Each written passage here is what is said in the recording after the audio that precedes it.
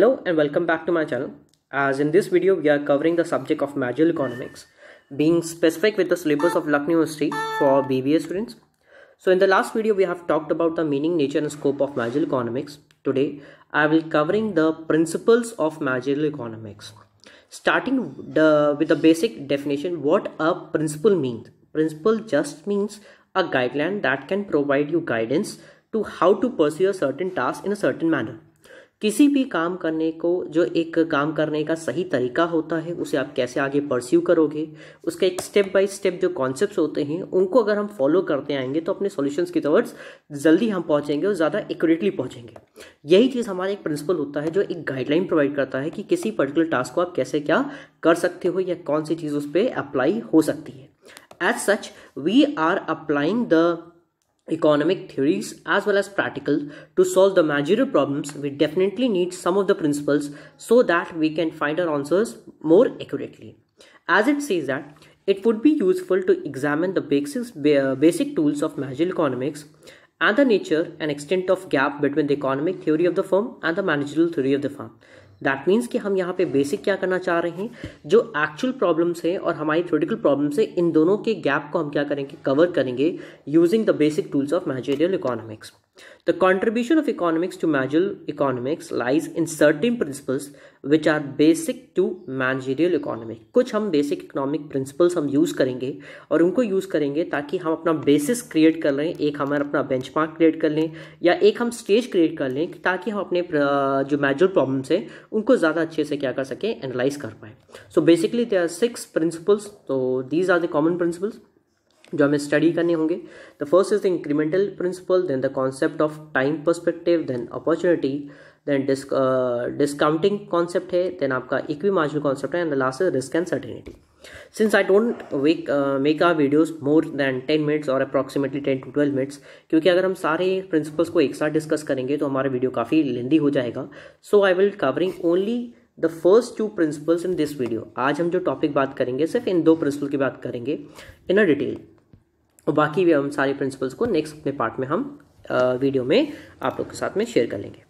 As such, the introduction part of incremental concept says that is probably the most important concept in economics and is certainly the most frequently used in marginal economics. Incremental cost is closely related to marginal cost and marginal revenue of economic theory. अभी आपको थोड़ा सा technical लग रहा होगा, लेकिन incremental cost का मतलब अगर आप लैंग्वेज समझो, इंक्रीमेंटल मतलब होता है चेंज. आपका पहले के कंपैरिजन में जो चेंज आता है उसको बेसिस लेकर के अगर आप थ्योरीज को डेवलप करते हो तो वो क्या बन जाता है, इंक्रीमेंटल कॉन्सेप्ट होता है.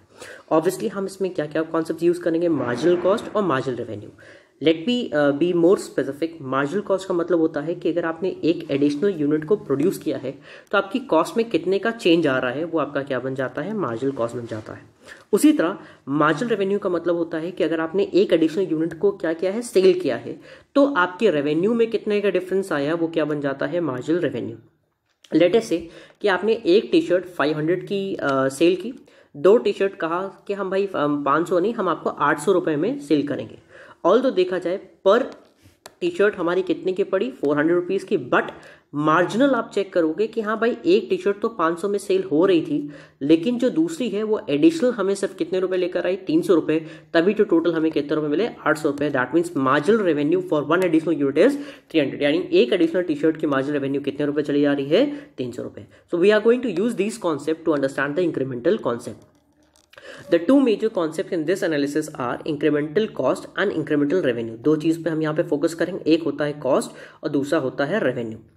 Incremental cost denotes the change in total cost, whereas incremental revenue means change in total revenue resulting from the decision of the firm. इसका कहने का क्या मतलब होता है कि यहाँ पे इंक्रीमेंटल जो कॉस्ट या इंक्रीमेंटल रेवेन्यू की बात कर रहे हैं, तो फर्म के कॉस्ट में जो चेंज आएगा, फर्म के टोटल कॉस्ट में जो चेंज आएगा उसे हम इंक्रीमेंटल कॉस्ट बोलेंगे, और फर्म की जो टोटल रेवेन्यू में चेंज आएगा उसे हम इंक्रीमेंटल रेवेन्यू बोलेंगे. और इसको ज़्यादा अच्छे समझने हम ये सिंपल टर्म में एक हमने ब्रीफ करके कह रखा है, decision is said to be profitable if इन चारों कंडीशन में से कोई भी एस्पेक्ट अगर एक फुलफिल हो जाए तो उसे हम लोग क्या कह देंगे, एक प्रॉफिटेबल डिसीजन बोला जाएगा. जिसमें से पहला होता है it increases revenue more than cost. मतलब कोई आपने इवेंट में पार्टिसिपेट किया या आपने कोई प्रोजेक्ट में ऐड किया जिसमें आपकी रेवेन्यू क्या हो रही है, ज़्यादा रेट से इंक्रीज कर रही है एज कम्पेयर टू कॉस्ट, मानते हैं कि आपने कोई नया प्रोजेक्ट लिया जिससे आपकी कॉस्ट 30% बढ़ गई लेकिन आपकी रेवेन्यू 50% बढ़ गई, तो देखा जाए ये क्या है, एक प्रॉफिटेबल सिचुएशन है क्योंकि आपकी इनकम क्या है, ज़्यादा रेट से बढ़ रही है, आपके जो खर्चे हैं वो कम रेट से है। तो एक एस्पेक्ट ये आपको समझ में आ गया। Second says it decreases some cost to a greater extent than it increases other. एक ऑप्शन ये हो सकता है कि जो आपके खर्चे नए प्रोजेक्ट से अप्लाई करने से आपके खर्चे क्या हो जाए, काफ़ी ज़्यादा रेट से कम हो जाए, लेकिन जो आपकी बाकी सारी चीज़ें होती वो ज़्यादा रेट से ना हो। तो that means it decreases some cost to greater extent than it increases other. Cost को कम कर दो लेकिन बाकी सब हो सकते हैं भले थोड़ा थोड़ा बढ़े लेकिन बढ़ जाए बाकी सारे फैक्टर्स, लेकिन कॉस्ट हमारी क्या हो जाए, ज़्यादा गिर जाए, तो ये भी एक हमारा क्या होता है, प्रॉफिट मार्जिन हो जाता है। लेटेस्ट से कि हमने कहा जो सेल्स टारगेट थी भाई हमारा वो 20% रह गया, हम इंक्रीमेंट कितने का करा पाए, 20%, लेकिन जो हमारी कॉस्ट है वो 30% डिक्रीज हो गई। तो एक तरीके से कॉस्ट अगर कम हुई और सेल्स थोड़ी ही बढ़ी तो भी हमारा काम चल जाएगा, and that is also situation of profit. Now the third point says that it increases some revenue more than it decreases other. That means revenue थोड़ी बढ़ी, मतलब बहुत ज़्यादा नहीं बढ़ी। हमने कहा कि हमारा प्रॉफिट ऐसे लेट अस से कि रेवेन्यू हमारी 10% ही बढ़ी, लेकिन जो हमारे खर्चे हैं वो मान लेते 20% बढ़ गए। तो देखा जाए मार्जिन कितने का आ रहा है भाई, 30% अप्रॉक्सीमेटली आपका डिफरेंस आया। एक तो आपके खर्चे 20% कम हो गए वो, और प्रॉफिट 10% बढ़ा, तो टोटल मिला के जो गैप कितने का आ गया, 30%। That means it is also a profitable situation. And last one is it reduces cost more than revenue, यानी कि जो हमारी हो सकता है कि रेवेन्यू ज़्यादा ना बढ़ी, पिछले साल 20 की थी इस बार 15 की हो गई, चलो ठीक है रेवेन्यू कम हुई, लेकिन कॉस्ट को भी अगर हम कंपेयर करें तो पहले मान लीजिए 30% कॉस्ट आ रही थी, अब कॉस्ट कम होकर के 10% हो गई, तो ये भी एक हमारा क्या हो जाता है, प्रॉफिटेबल सिचुएशन हो जाता है। सो बीइंग स्पेसिफिक कि अगर आपको ये चारों कंडीशंस क्या हो जाती हैं, फुलफिल हो जाती हैं, तो इसको हम लोग किस टर्म से रेफर किया जाएगा, प्रॉफिटेबल के पॉइंट से रेफर किया जाएगा। इस पॉइंट को थोड़े और अच्छे से एक्सप्लेन करने के लिए मैंने एग्जाम्पल यहाँ पे कोट किया हुआ है, and it says that a simple problem will be illustrated.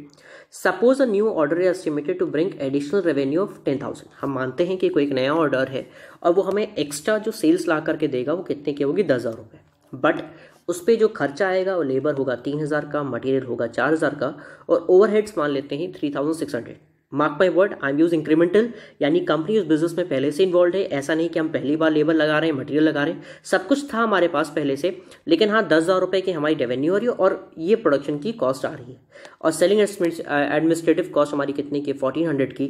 That means जो टोटल कॉस्ट आएगी वो कितने रुपए की आ रही है, 12,000 रुपीज़। अब आपको क्या लगेगा भाई, आपकी रेवेन्यू कितनी बढ़ी, सिर्फ 10,000 रुपये, खर्चे कितने बढ़ गए, 12,000 रुपये, तो actually you are in a loss of 12,000। आपको अब थोड़ा सा उस प्रोजेक्ट में हाथ डालने का मन नहीं करेगा।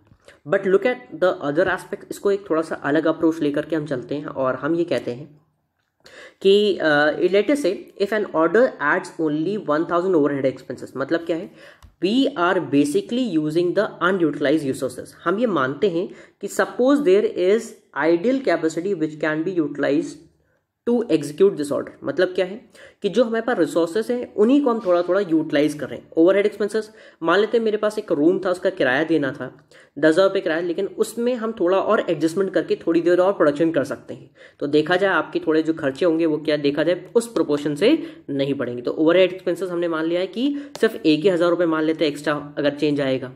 हम लेबर की बात करते हैं, हमें नए लेबर लगाने इनको जरूरत पड़ेंगे, वही जो पुराने होंगे इनको थोड़ा सा हमें एक्स्ट्रा वर्किंग आवर्स का पैसा देना होगा और मेरा काम चल जाएगा। तो ओवरहेड्स का खर्चा कितने रुपए मान लेते आ जाता है, 2,000 रुपये आ जाएगा। तो इस तरीके से हमने कहा कि सब कुछ ऐड कर लें तो लेबर की कॉस्ट कितनी आएगी, 2,000, मटेरियल तो भाई आपको उतना ही सेम लगेगा, तो मटेरियल 4,000 का हो गया और 1,000 रुपये का आपके ओवरहेड चार्जेस हो गए। टोटल मिला के अब खर्चा कितना आ रहा है, 7,000 रुपये। तो जो पहला खर्चा दिख रहा था कितने रुपए का, 12,000, अब वो कितने का दिख रहा है आपको, 7,000 rupees. Now the decision set to be profitable for rupees 3,000। तो सिर्फ कहने का मतलब ये है कि अगर आप कोई भी प्रोजेक्ट वगैरह हम डिसाइड करते हो, we must keep the point of incremental, यानी एक्चुअल में जो चेंज आ रहा है उस पॉइंट को भी हमें क्या करना चाहिए, कंसिडर करना चाहिए in deciding whether a project is profitable और not. Now let's talk about the next aspect. अब हम अपने नेक्स्ट एस्पेक्ट में बात कर रहे हैं, that is the concept of time perspective. ये बहुत ही इंपॉर्टेंट एलिमेंट होता है किसी भी स्टडी में, whether we talk about this reference और any other reference. The time perspective concept states that the decision maker must give due consideration both to the short run and long run effects of the decision. He must give due emphasis to the various time periods. It was Marshall who introduced time element in economic theory. The economic concepts of the long and short run have become the part of everyday language. Marginal economists are also concerned with the short run, long run aspects of decision on revenues as well as cost. Overall अगर इस paragraph को आप read करोगे तो उसका सिर्फ कहने का पॉइंट इतना सा है कि while taking any decision we must consider our long run as well as our short run aspects. Example एक हम ये देना चाहेंगे आपको। मान लेते हैं आपने अभी डिसाइड किया वी शुड सेल, आपके पास लेट अस से सेल्स नहीं आ रही थी, आपने डिसाइड किया we should offer some type of discount. ठीक है, आपने शॉर्ट टर्म पे डिस्काउंट दे दिया, आपकी सेल्स आ गई, लेकिन अगर यही अप्रोच आपने लॉन्ग रन में आपने किया तो it will hamper your goodwill और the good name of the company. आपकी कंपनी का क्या करेगा, रेपुटेशन खराब करेगा कि हाँ वो पर्टिकुलर कंपनी है, वो तो पूरे साल भर आप क्या देती है, डिस्काउंट देती है, तो लंबे समय में आपको कहीं ना कहीं आपको क्या हो सकता है, नुकसान होता है। That means we should consider the principles, rules और regulations keeping in mind the short run as well as for the long run। तो मुझे दोनों एस्पेक्ट को यहाँ पे ध्यान रख करके करना पड़ेगा कि हाँ शॉर्ट टर्म पीरियड में भी वो हमारी नीड्स को फुलफिल कर दे और लॉन्ग रन में भी हमारी नीड्स को फुलफिल कर दे। ये दोनों ही एस्पेक्ट्स को यहाँ पे क्लियर करना होगा। One more thing I would like to share that कि there is no specific period for short run और लॉन्ग रन। ध्यान से रखिएगा कि इकोनॉमिक्स में टर्म यूज होता है short run and long run, but यहाँ पे कोई ईयर्स वाइज नहीं है कि भाई 5 साल के कम समय को हम शॉर्ट रन बोलेंगे, 5 साल से ज़्यादा के समय को हम लॉन्ग रन बोलेंगे, ऐसा कहीं भी कोई कॉन्सेप्ट नहीं है। For any project it can be a period of late us से 5 years can be a period of short run. हो सकता है कि 5 साल भी कम पड़े, हो सकता है किसी प्रोजेक्ट के लिए 5 साल भी ज़्यादा हो जाए। लेट अस से कि अगर हमने कहा मुझे कोई फार्म पे मैंगो ट्री वगैरह परचेज करके सेल करना है, तो ऑब्वियसली वी कैन से अगर मैं आज वो पेड़ लगाऊंगा तो I need at least 5 to 6 years to grow. हाँ 5 साल उससे लगेगा ग्रो होने में, उससे कोई फ्रूट्स देने में। तो ऐसे केस में क्या होगा, 5 years consider to be a short run, क्योंकि 5 साल के पहले तो हम कुछ कर नहीं सकते। और लॉन्ग रन क्या भी अच्छा 5, 10 साल, 15 साल आपके पास सफिशिएंट टाइम होगा। But let us say if you want to construct a house, आपको एक घर बनाना है लेट अस से सिर्फ 2000-2500 में, तो क्या उसके लिए 5 साल का पीरियड शॉर्ट रन माना जाएगा? नहीं, उसके लिए 5 years का पीरियड का लॉन्ग रन हो जाएगा, क्योंकि 5 साल में आराम से घर बन जाएगा, इतना कोई भी दिक्कत नहीं आने वाली। लेकिन अगर वही कोई कह दे कि 6 महीने आपको घर बना के दे दीजिए या 5 महीने बना करके, तो वो पीरियड उसके लिए क्या हो जाएगा, शॉर्ट रन। तो my example for this point is that कि there is no specific period that can be called as short run और लॉन्ग रन। बस ये हमें ध्यान में रखना होगा कि हो सकता है किसी काम के लिए कोई पीरियड शॉर्ट रन होगा, हो सकता है सेम टाइम किसी के लिए क्या हो जाएगा, लॉन्ग रन हो जाएगा। And in this page we can see that in the short period the firm can change its output without changing size। अब आपको बेसिक डिफरेंशिएशन क्या याद रखनी होगी कि जब हम शॉर्ट रन की बात करते हैं तो वहां पे हम output, a firm can change it's output without changing it's size. वो बड़े लेवल पे नहीं जा सकती क्योंकि उसके पास रिसोर्सेस कम होंगे, कम टाइम मिलेगा, तो आप ज़्यादा चेंजेस नहीं कर सकते। तो ऐसे केस में लेट अस से कि मान लेते हैं कि आपके घर में कोई प्रोग्राम वगैरह चल रहा है तो और बहुत ज़्यादा अचानक से गेस्ट आ गए, तो आप मैक्सिमम क्या कर सकते हो भाई, अब स्पेस आपके पास उतनी है, चेयर्स कहाँ से ले आओगे अचानक से, सेम टाइम पे अचानक से आ जा रहे हैं, तो कैसे मैनेज हो पाए, नहीं मैनेज हो पाएगा। तो आप अपने आउटपुट को जो चेंज करोगे अपनी साइज इंक्रीज किए बिना। बट लेट अस से कि आपके पास अचानक से कोई फ़ोन करता है कि नहीं भाई हम 10 गेस्ट की बजाय 20 गेस्ट आएंगे, हम परसों आएंगे या 2-4 दिन के बाद आएंगे, तो you have sufficient time to increase your size. आपके पास अपनी साइज इंक्रीज करने में सफिशिएंट टाइम होगा। You can arrange more chairs, you can arrange for some rental spaces, इस तरीके से आप उसमें मैनेज कर सकते हो। So in the short period the output of industry is fixed because the firms can not change their size of operation and they can vary only variable factors. In the long period, the output of the industry is likely to be more because the firms have enough time to increase their size and also use both variable and fix factors. लंबे समय है तो आप अपना short period भी use कर सकते हो, फिक्स फैक्टर जैसे कि लैंड होगी, आपकी मशीन होगी, कैपिटल, इन सब को आप लंबे समय में क्या कर सकते हो, इंक्रीज कर सकते हो। लेकिन शॉर्ट रन की खास बात होती है क्योंकि अगर आपसे कोई शॉर्ट टर्म पे क्रेडिट, तो आप अपनी फिजिकल स्ट्रक्चर को चेंज नहीं कर सकते। कुल मिलाकर जो आप चेंज करोगे वेरिएबल, और वेरिएबल को हम यहाँ रेफर करते हैं किससे, लेबर से आप चेंज कर सकते हो। इससे ज्यादा कुछ भी आप चेंजेस में नहीं कर सकते हो। And that's all for today. In this video I have covered only 2 principles of marginal economics। जो हमारा सेकेंड पार्ट आएगा उसमें हम बाकी सारे प्रिंसिपल्स आप लोग के साथ में डिस्कस करेंगे। So thank you students, have a good day।